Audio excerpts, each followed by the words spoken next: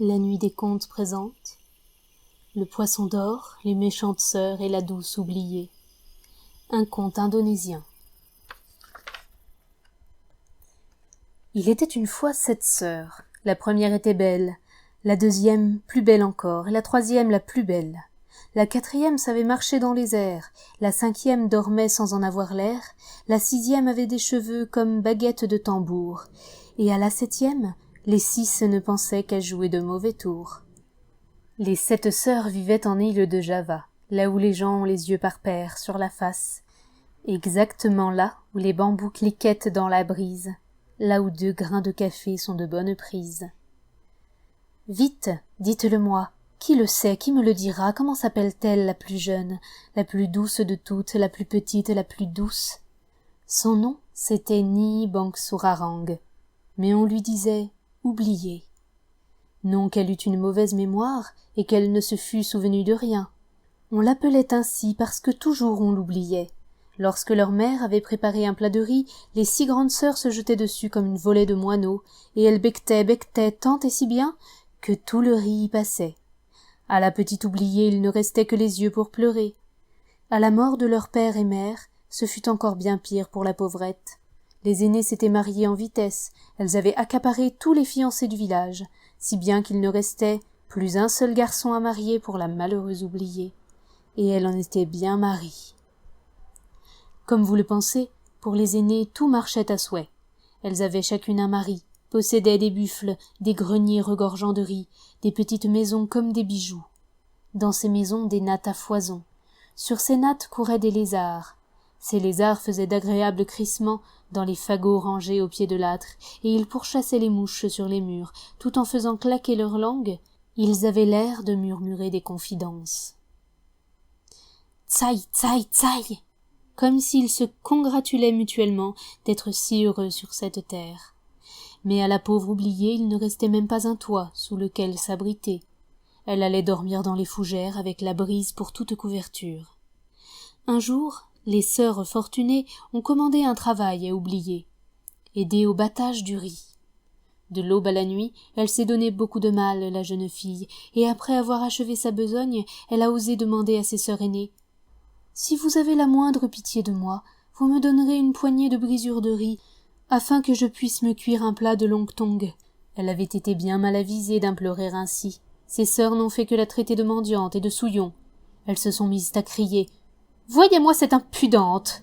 Comme si elle ne savait pas que c'est réservé aux poules, les brisures de riz. Tu veux leur ôter le grain du bec, sans doute. Et pour qu'il ne soit pas dit que la malheureuse n'avait rien reçu pour son travail, elles ont ajouté, en plus des injures, quelques coups de poing bien appliqués. Retenant à grand-peine ses larmes, oubliée s'en est allée errer au hasard, en quête de quelque gagne-pain. Elle a ainsi marché, puis elle s'est trouvée au bord d'un lac. Un pêcheur venait justement d'attraper un poisson qui était suspendu au bout de sa ligne. Quel joli petit poisson, tout doré, brillant, scintillant et frétillant. Mais pour petit, ça on peut le dire, qu'il était petit.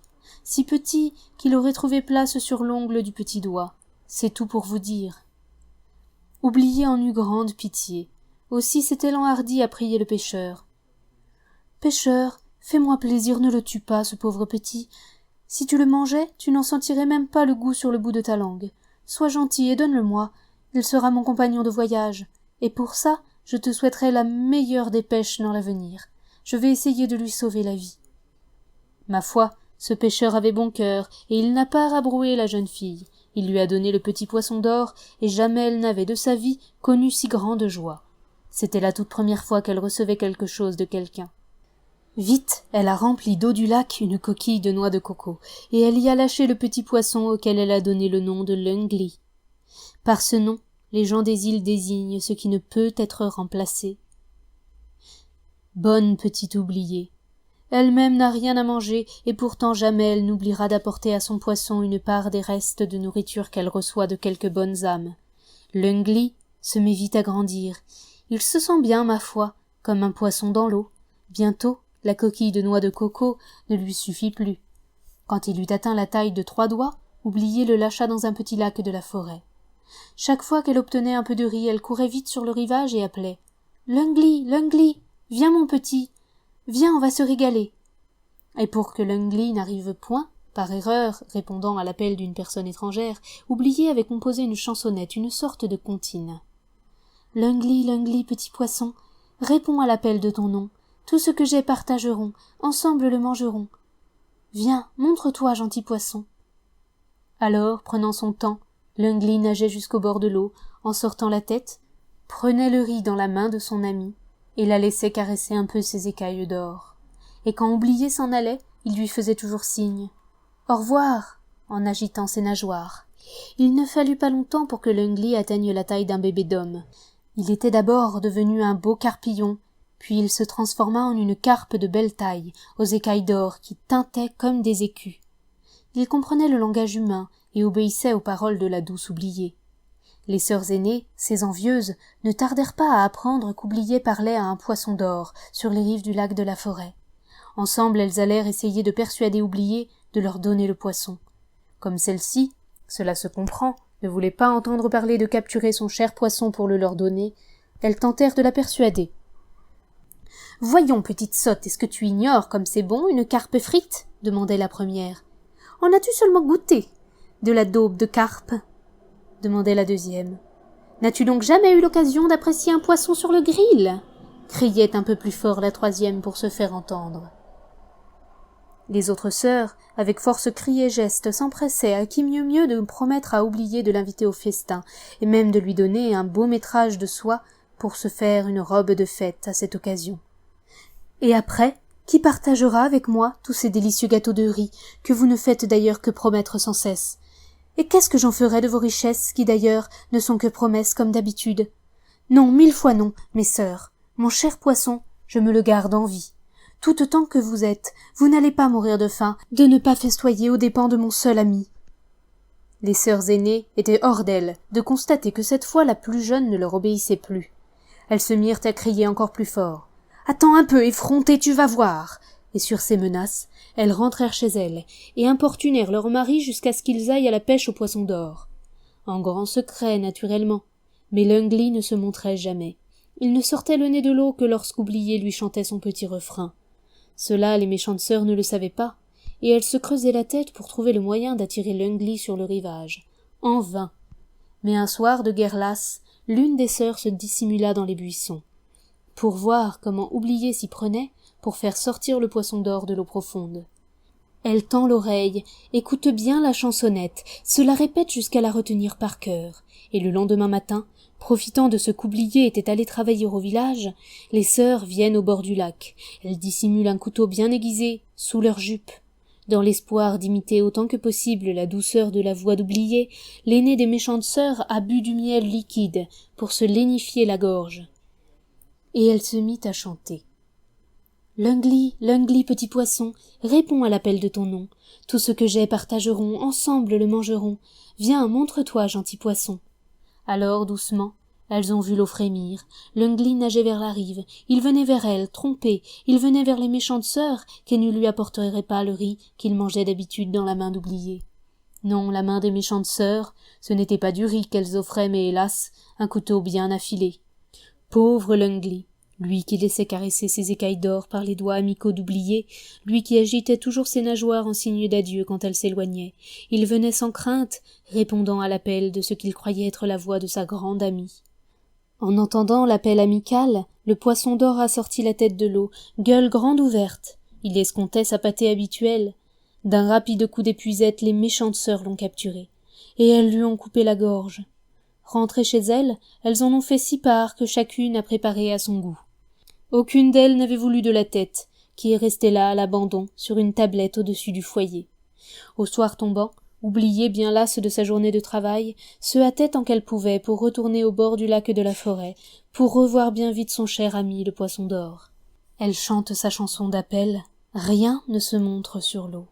Elle chante 1 fois, elle chante 2 fois, 3 fois, mais l'eau du lac ne frissonne même pas. La petite Oubliée se met à pleurer. Elle se sent très malheureuse, abandonnée. « M'aurais-tu oublié, ô mon frère, mon joli poisson d'or ?» se met-elle à geindre. Mais voilà que soudain, à travers ses larmes, elle voit, dans l'herbe du rivage, une flaque de sang. « Est-ce que je pleurerais des larmes de sang ?» se demanda-t-elle.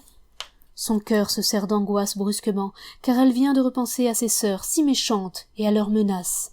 Elle bondit et s'élance vers le village comme une flèche. Quand elle interroge ses sœurs, celles-ci se mettent à l'invectiver. « Nous prendrais-tu pour des voleuses » crie la première. « Tu nous considères sans doute comme des mendiantes de ton espèce » hurle la deuxième. Toutes les autres font chorus, allant jusqu'à inviter Oubliée à venir constater chez elle si elles y trouveraient trace de son poisson. Horrifiée par cette outrecuidance, la poule dans la basse-cour caquette. « Cote-cote-codac, voilà la tête sur une planchette !» En grande hâte, les sœurs dissimulent alors la tête du poisson parmi la vaisselle sur l'évier.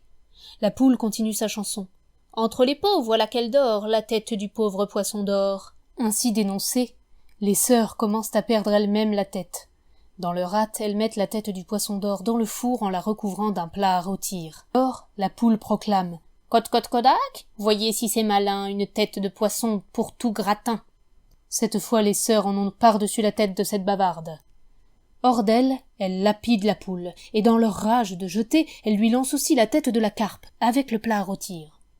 Et elles ricanent en se moquant de la douce Oubliée. « La voilà, si tu la veux, la tête de ton amoureux. Emporte-la si ça te chante. Nous n'en avons que faire, car ce qu'il y avait de bon dans ton poisson, nous nous en sommes régalés depuis belle lurette. » Pauvre, pauvre Oubliée! Les larmes l'aveuglent tandis qu'elle se traîne vers son abri au bord du lac. La tête de son L'Ungly tant aimé, elle la tient tendrement entre ses mains jointes. Elle arrive au rivage sans savoir comment. Elle se penche sur l'eau pour y laver avec douceur dans l'eau claire cette tête qui est à présent tout ce qu'il lui reste de son seul ami. Puis elle loin d'huile parfumée, l'entoure d'un linge fin, avant de l'enterrer à l'orée de la forêt, à l'endroit même où elle étale sa natte de jonc pour dormir. Et chaque jour elle verse sur cette tombe des larmes bien amères. Comme ces larmes jaillissaient de la source magique d'un chagrin sincère, il se produisit un miracle. Très vite, un étrange arbuste se mit à pousser, à l'endroit où les larmes étaient tombées sur la tombe. Un arbuste extraordinaire. On eût dit une plante à thé, mais ses feuilles ressemblaient à des écailles de poisson, et elles étaient en or pur. Sur les rameaux d'or s'épanouissaient des fleurs d'argent. Ces fleurs ne tardèrent pas à s'ouvrir, puis à tomber, cédant la place à des fruits bientôt mûrs, des fruits comme personne n'en avait jamais vu. C'étaient des fruits en pierres précieuses, perles, émeraudes et diamants gros comme la tête du défunt poisson. Ce buisson merveilleux étincelait au point d'éblouir celui qui le regardait et de transformer la nuit la plus noire en une journée ensoleillée. Un beau jour, le roi passa par là. Il vit le buisson miraculeux. Comment ne l'aurait-il pas vu? Et il demanda à en rencontrer le ou la propriétaire. La belle et triste jeune fille, qui sortit alors des fourrés du bois, s'enhardit à tout raconter au roi, toute la pénible histoire de L'Ungly le poisson d'or, l'irremplaçable, et de ses méchantes sœurs. Le roi tomba amoureux sur-le-champ de la belle et douce Oubliée. Il l'emmena en son palais, si bien que notre pauvre petite Oubliée devint soudain la reine aimée du roi et de tout le pays. Elle fit apporter dans les jardins royaux la tombe de la tête de L'Ungly et le buisson merveilleux. Et chaque soir elle allait s'y recueillir et verser quelques larmes. Si bien que le buisson, constamment arrosé des larmes du regret sincère, ne faisait que croître et se renforcer, produisant toujours plus de splendides pierres précieuses. Il ne fallut pas longtemps pour que ce royaume devint le plus riche du monde. Le temps passait, et voilà que vint une année de sécheresse terrible. Gens et bêtes erraient dans la nature en quête d'un peu d'eau à boire. La jungle elle-même devenait toute grise, desséchée, fanée comme une vieille toile d'araignée. Les méchantes sœurs durent se séparer de leurs buffles, qui souffraient de la soif et de la faim. Elles-mêmes n'avaient plus rien à manger ni à boire. Alors elles se rendirent, en quémandeuses, chez leur jeune sœur Oubliée. Mais la reine ne pouvait pardonner leur cruauté, et par 3 fois elle les fit renvoyer par ses gens. Mais alors qu'une fois de plus elle était allée pleurer sur la tombe de son cher L'Ungly, le buisson se mit soudain à scintiller plus fort que jamais, et les écailles d'or cliquetèrent, laissant fort bien entendre une mélopée. Sur les anciennes rancœurs le buisson d'or est né, et toi, cruelle sœur, tu n'as pas pardonné. Toute confuse en écoutant ce reproche, la reine Oubliée s'empressa de pardonner à ses méchantes sœurs toute leur vilainie, et elle a complètement, absolument oublié tout le mal qu'elle lui avait fait, à elle et à son cher ami L'Ungly. Et dès lors les 7 sœurs vécurent dans la bonne intelligence et le bonheur.